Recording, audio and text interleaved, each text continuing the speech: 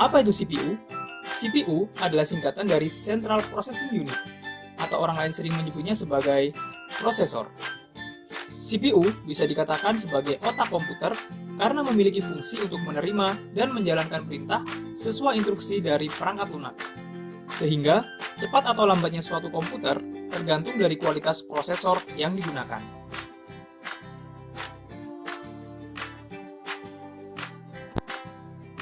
Beberapa contoh prosesor yang kita kenal ada Intel Pentium, Intel Core, AMD, dan masih banyak lagi. CPU memiliki 4 komponen utama, yaitu Arithmetic and Logic Unit atau ALU, Control Unit, Register, dan CPU Interconnection.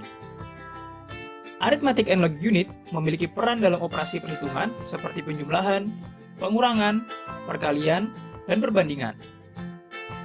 Control Unit berfungsi mengatur jalannya suatu program di komputer. Salah satu tugas dari Control Unit ini untuk mengambil instruksi dari memori utama dan menentukan jenis dari instruksi yang diberikan dari si memori utama. Control Unit ini mengontrol komputer agar terdapat sinkronisasi kerja antara satu komponen dengan komponen yang lain. Register memiliki kecepatan yang tinggi dalam CPU dengan fungsi sebagai menyimpan data atau instruksi yang sedang atau akan diproses. CPU Interconnection berfungsi untuk menghubungkan komponen internal dan eksternal CPU.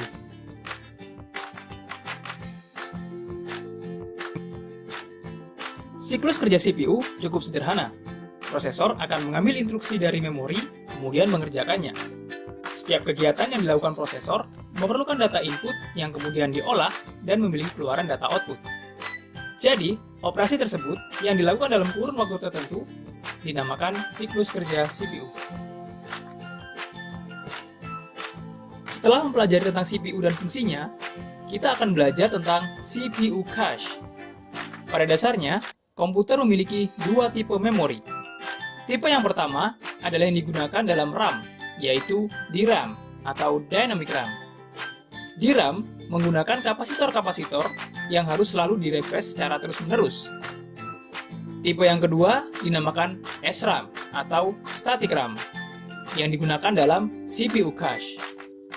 Tipe ini tidak memerlukan refresh terus-menerus seperti yang dilakukan di RAM, sehingga SRAM memiliki kinerja yang jauh lebih cepat, tapi juga jauh lebih mahal.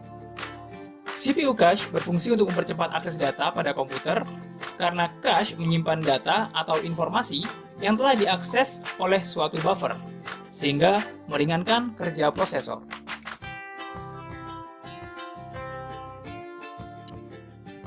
Pada dasarnya, untuk menjalankan perintah, CPU akan mengecek data yang ada pada CPU cache. Jika data tersebut ditemukan, maka data tersebut akan ditransfer menuju CPU dengan kecepatan yang tinggi. Namun, apabila CPU tidak menemukan data yang diinginkan, maka CPU mau tidak mau harus mengambil data baru yang diperoleh dari RAM, di mana proses transfer datanya lebih lambat daripada CPU cache.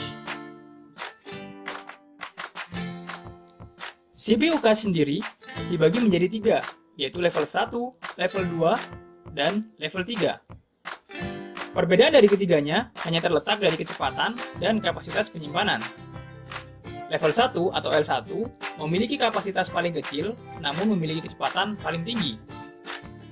L2 memiliki kapasitas lebih besar dari L1 namun transfer datanya tidak secepat L1.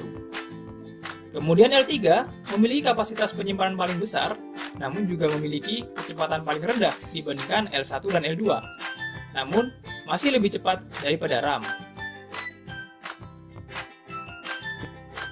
Siklus kerja dari CPU cache ini adalah mula-mula CPU menerima perintah dan kemudian mencari data di L1.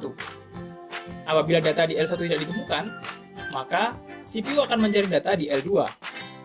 Jika masih tidak ditemukan, CPU akan mencari data di L3.